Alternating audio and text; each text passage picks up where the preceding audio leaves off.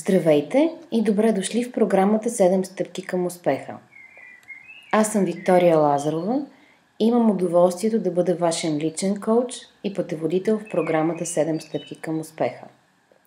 Преди да ви представя програмата и да споделя с вас една от най-важните идеи, които могат да ви помогнат за вашето личностно развитие и по-добри резултати и обстоятелства в живота ви, искам да ви разкажа нещо за себе си.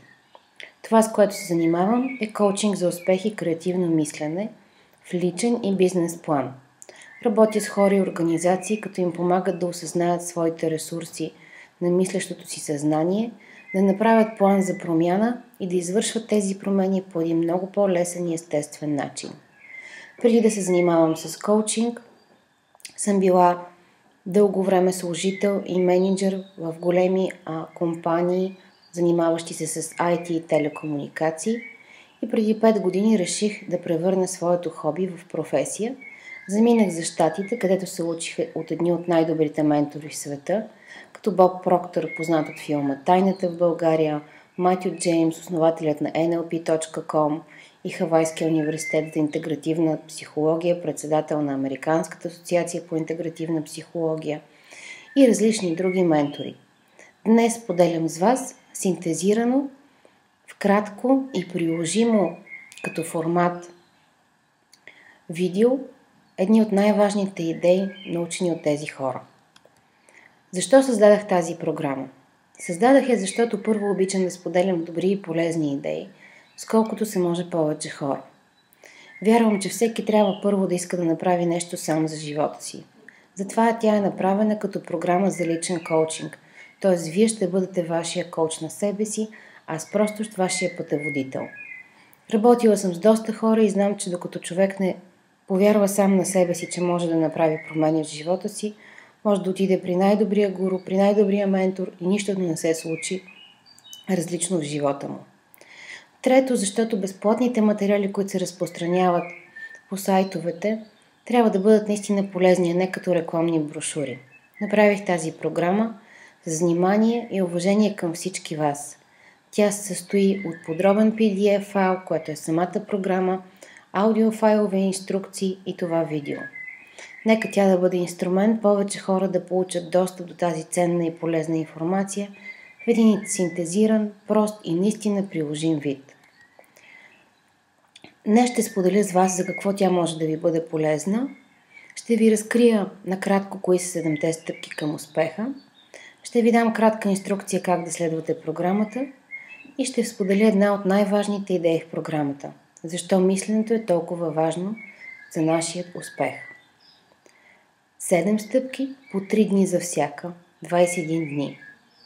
Те ще ти помогнат да откриеш и определиш правилната за теб цел, да постигаш повече за по-кратко време и да изготвиш своя план за успех. Защо 21 дни? Доказано е, че над 65% и повече от решенията, които успяваме да следваме в продължение на минимум 21 дни, завършват с успех. Ако искате обаче наистина да затвърдите своя успех, моя съвет е: следвайте вашия план минимум 90 дни. В какво се състои тази програма? Имате 7 стъпки за 21 дни. За всяка стъпка има 3 дни. Първия ден осъзнавате новата информация, втори ден правите анализ тя как ще повлияе върху живота ви и трети ден взимате решение и чертаете планове. Стъпка 1 ще ви помогне да поставите посоката и своите цели. Стъпка 2 ще ви покаже как благодарността ви настройва за успех и как да получите повече от това, което вече имате. Стъпка 3 ще ви даде важни насоки, които да следвате. Стъпка 4 е може би най-важната, където проектираме живота си и дефинираме целите си такива, каквито наистина искаме да бъдат. Стъпка 5 ще синхронизирате себе си с целта ви, т.е. човека, в който трябва да се превърнете, за да постигнете лесно и без усилие своята цел. Стъпка 6 ще ви помогне да разбирате законите на живота, които най-много влияят върху вашите резултати. Стъпка 7 ще ви покаже как да намерите своят екип мечта и хората, които ви правят силни и ви подкрепят със своя успех. Към програмата има и 4 бонуса. Оставям на вас да ги откриете, когато заявите и получите своята лична програма 7 стъпки към успеха. В нея ще намерите подробна информация от 42 страници, в която се съдържа всяка една от стъпките, личен дневник на успеха, аудиофайлове с разяснение и част от това видео, което ще ползвате в самата програма. 7 стъпки към успеха е програма, която се разпространява безплатно. С нея вие може да работите за по-добро здраве, самочувствие, бизнес и кариера, взаимоотношения, образование. Т.е. тя е направена така, че вие да решите коя област от живота ви е важна и върху какво да я приложите. Защото когато овладеем мислите си, когато управляваме себе си правилно, ние можем да постигнем това, което искаме, в която и да е от тези области. Дойде време и да споделя с вас най-важната идея от програмата. Т.е. тази, която има потенциал да направи най-голяма разлика в живота ви. Казват, че една идея може да направи всичко за тебе. Стига да знаеш ти какво да направиш с нея. Аз получих тази идея преди 6 години и днес съм изключително ентусиазирана да я споделя с повече хора. И това е идеята как мислите се материализират. Как мислите се материализират чрез нас и през нас, а не някъде във Вселената. Това не е урок, който ще ви учи квантова физика. Това е урок, който всеки един човек трябва да научи от съвсем малък. Как неговите мисли се превръщат в реални обстоятелства в живота му. Нека да се спрем на това как човек мисли. Всъщност ние мислим в образи. И всичко, което познаваме и разбираме, реално свързваме с образ. Представете си, например, кола. Представете си небе, врата, дърво. Всичко, което може да си представите, което разбирате и познавате, за него имате образ. Представете си звукът А. Най-вероятно, някъде в съзнанието ви се изписва буквата А, защото съзнанието мисли с образи. А сега си представете вашето съзнание. Интересно, нали? Най-вероятно си представяте вашия мозък. Само, че вашия мозък не е вашето съзнание, повече отколкото малкият пръст на лявата ви ръка. Затова много хора се чудят, включително и мозъчните хирурзи, къде живее мисълта. Няма в света мозъчен хирург, който да е намерил мисъл при мозъчна операция. Определени са различните части на мозъка, кога те са активирани най-силно, но там не живее мисълта. Всъщност съзнанието е във всяка една клетка, във всяка една частица от нас. То се активира от мозъка, но не е точно там. И всъщност нашия мозък не е нашето съзнание. Затова през 1939 година доктор Търман Флит, който е бил американски доктор-холистик, доста известен и успешен, пред кабинета му е имало минимум 500 човека на ден, казва следното. Никой не е виждал съзнанието и затова хората са объркани. Могат с години да посещават психотерапевти и да се объркват още повече и още повече. Да посещават университети, да чудят и пак да не могат да подредят живота си. Затова ще ви дам картина на съзнанието, с която да въведете ред в хаоса, да имате образ, който да работите и да подредите мислите си, емоциите си и обстоятелствата в живота си. Така доктор Търман Флит създава тази забавна картинка, наречена The Stick Man. По-горната част на картинката, по-големия кръг представлява съзнанието, а по-малката – нашето тяло. Защото съзнанието, казва той, има много по-голямо влияние върху живота ни, отколкото тялото. Тялото е инструмент на съзнанието. И точно както използваме плодовете, за да направим сок, който да ни даде живителна енергия и да продължим напред с деня си, по същия начин мислите, които ние поставяме в съзнанието, начинът по който ги преработваме, се превръщат в нашите резултати, които ние изпиваме всяка сутрин и всяка вечер. Нека да се спрем на картинката Stickman, която всъщност е образ на съзнанието. Казахме, че горната част представлява съзнанието, а долната част представлява тялото. Да разгледаме съзнанието. Съзнанието е разделено на две части. Съзнание и подсъзнание. Много хора биха казали, че съзнанието има повече части. Това е така. Аз бих казала, че това са различните функции на съзнанието и на подсъзнанието. Каква е разликата между съзнанието и подсъзнанието? Съзнанието е мислещата част, подсъзнанието е емоционалната част. Знаете, всеки един човек интуитивно казва, че имаме ум и сърце. Тялото е просто техен инструмент. И как работят те? Това е може би едно от най-важните неща. Съзнанието или мислещото ни съзнание може да избира идеи, да приема идеи, да отхвърля такива и да създава свои собствени. В него живеят мислите, идеите, образите, информацията. Това съзнание подава на подсъзнанието тези мисли, идеи, образи, информация, а подсъзнанието не може да отхвърля. Каквото му подаде съзнанието, то го приема. Не прави разлика между реално и въображаемо и превръща всичко това в енергия на тялото, което тяло изпълнява. То действа според състоянието на подсъзнанието и реализира идеите на съзнанието. Виждате ли колко е просто? 1, 2, 3. И ако наистина беше толкова просто, всички щяхме да сме постигнали успех. Въпросът е, че подсъзнанието не може да приеме една идея, която му подавате веднъж. Тоест, стабилната част от нас има нужда да бъде променяно дълго време с постоянство и с яснота.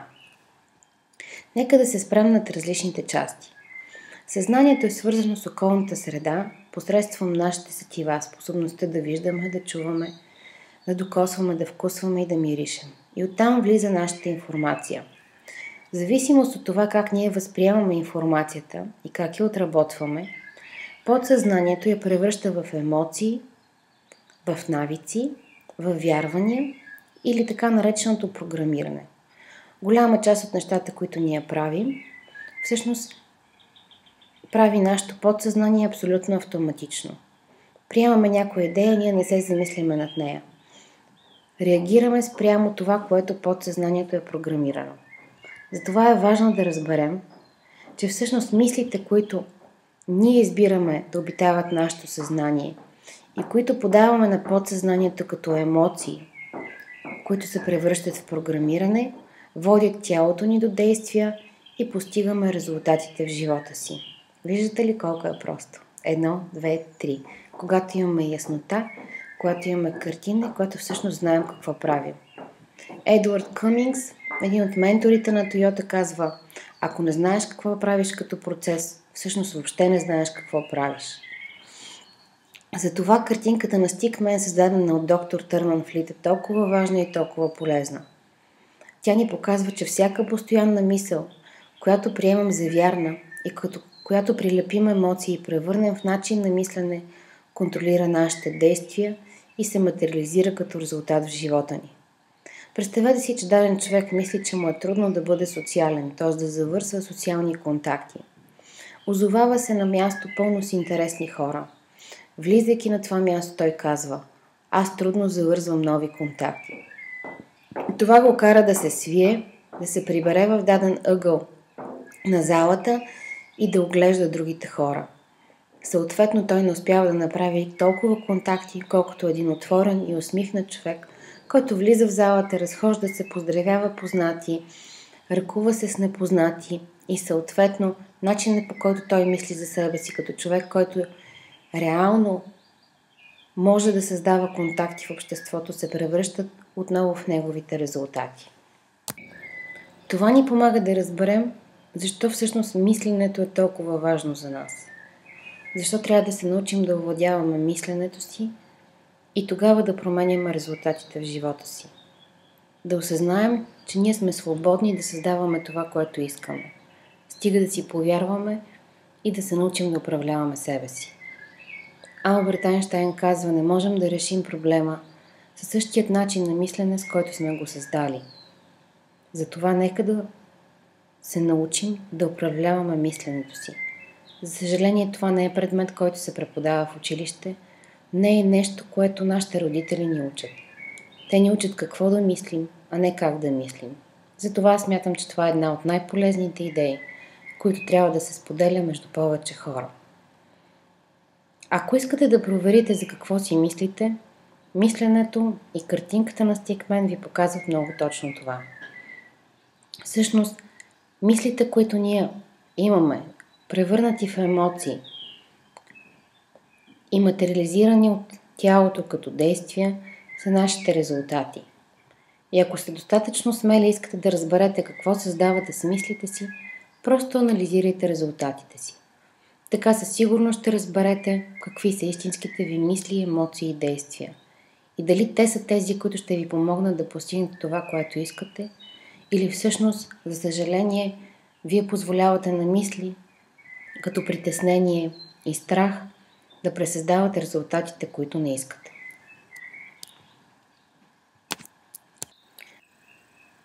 Сега разбирате, че ако искате да промените резултатите си, трябва да промените начина на мислене. И тази идея може да бъде много полезна за вас. Нека да видим още веднъж защо става така. Стария начин на мислене, или мислите, които сме държали продължително в съзнанието си в миналото, са предизвикали ние да вярваме в определени неща, да се свързваме с тях емоционално, да предприемаме действия и да получим резултатите, които имаме в момента в живота си. За да променим резултатите си, не само трябва да предприемаме нов тип действия, а да позволим на съзнанието си да създаде нов тип мисли, подсъзнанието да приеме нов тип емоции и тялото в хармония с тези нов тип мисли и емоции да предприеме новите действия. Само така ще сме сигурни, че трайно създаваме нови резултати. Искам да ви споделя нещо изключително важно. Новият тип мисли имат нужда да се насъдят във вашето подсъзнание. Затова много хора препоръчват повторението на новия тип мисли, за да може емоционалното съзнание да се свържи с тях. Не просто да решите от днес ще съм успешен, от днес ще съм здрав, от днес ще се грижа за семейството си, за тялото си по нов начин. Съзнанието има нужда да създаде образ, да създаде своите причини, да знае защо прави това, което прави, да изготви своя план. Именно с това ще ви помогне програмата 7 стъпки към успеха. Тя е създадена така, че да ви помогне да създадете новия тип мисли спрямо резултатите, които искате да постигнете, да ви даде време и начин да се свържете с тях емоционално, да предприемете новите действия и да се радвате на стабилни резултати в живота си, този път осъзнато. Има една още важна част, която трябва да знаете. Когато решавате да направите промяна, трябва да промените и посоката. Не просто в посоката на живота си, а начина, по който възприемате нещата. Много често ние позволяваме на новините, на хората около нас, на обстоятелствата в живота ни да определят нашето вътрешно състояние и начин на мислене. Но това всъщност е повторение на текущите ни резултати или, ако гледате много новини, на неща, които не искате. Затова започнете да мислите на истина. Създавайте чрез мислещото си съзнание своите мисли. Позволете на емоционалното подсъзнание да ги приеме и на тялото да извърши действията. Как да използваме мислещото си съзнание, откъдето започва всичко? Това можете да направите, когато използвате съзидателната сила на съзнанието си или така нареченото активно или творческо мислене. Самия мисловен процес не е мислене. Мисленето изисква използване на въображението, възприятието ви, интуицията, разума, паметта и волята, които са нашите интелектуални мускули на съзнанието. Когато знаем как да използваме правилно своето възприятие, ние няма да гледаме обстоятелствата в живота ни, които ни карат да седим на едно и също място и ни обезкуражават, а ще ни помогне да намерим тези обстоятелства, хора и факти в живота си, откъдето да се развиваме. Ще ни помогне да претворим отношенията си с даден човек, да започнем новата си кариера, да видим как можем да бъдем здрави и щастливи. Въображението е работилницата на съзнанието. Там се изковава всичко. Вашите планове, вашата визия, вашите мечти. Интуицията ще ви помогне лесно и без усилие да научавате начините, по които да стигнете до вашата цел. Разумът е един от най-силните интелектуални мускули на съзнанието, този с който взимаме решения. Но и разумът е този, който когато бъде използван несъзнателно и пасивно, може да създаде хиляди извинения и оправдания защо да не направите нещо. Паметта е мястото, с което създавате новите мисли и мястото, където ги съхранявате. А волята ви помага да направите всичко това в едно и да материализирате идеите, създадени в съзнанието ви. Волята не е усилие или насилие. Не е повече неща, които да правите, а способността да се фокусирате. Когато научих за първи път за интелектуалните мускули на съзнанието, заедно с още 5 човека от Мексико, Канада и Щатите, решихме да напишеме нашата книга "7 ключа към свободата". Мисли активно или съществувай пасивно. В нея ще разберете как да използвате възприятието, волята, въображението, интуицията и разума, така че да започнете да мислите активно, вместо да съществувате пасивно и да позволявате на живота ви да минава ден след ден. Така ще започнете наистина да използвате креативната сила на съзнанието си. Миналата година, октомври месец, книгата беше издадена и в България. Ако искате да намерите тази книга, потърсете я в книжарниците или я поръчайте на сайта ни "Мисли активно".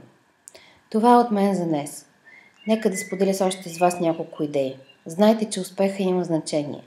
Всеки един човек, който е силен, който знае как да създава своя успех, постига не само повече за своя живот, а става център на влияние за живота на много други хора.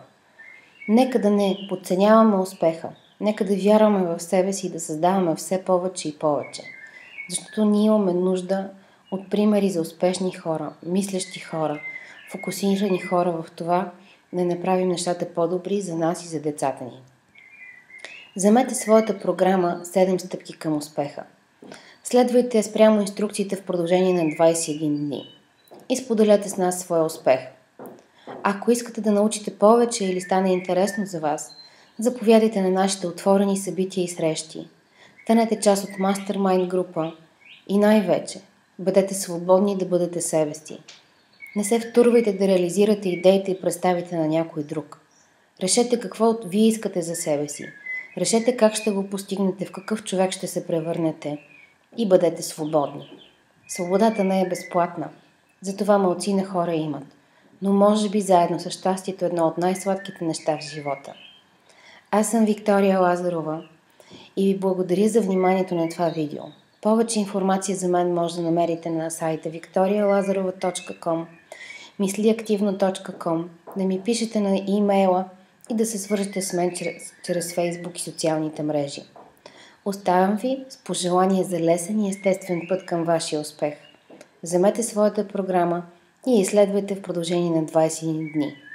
Може и да не ви се вярва, че живота ви ще се промени, но все пак опитайте. Преди да опитате, няма начин да разберете дали нещо е реално или не. Благодаря ви.